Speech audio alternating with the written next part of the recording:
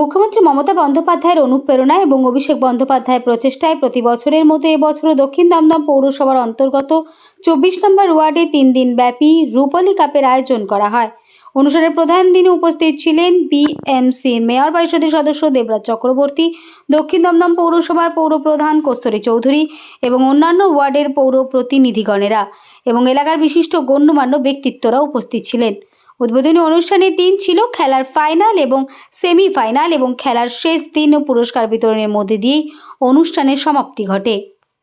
দেখুন, আমি সবসময় বলি যে রূপালী কাপ একটা এমনই টুর্নামেন্ট যে সবাই এক বছর ধরে অপেক্ষা করে কবে এই দিনটা আসবে।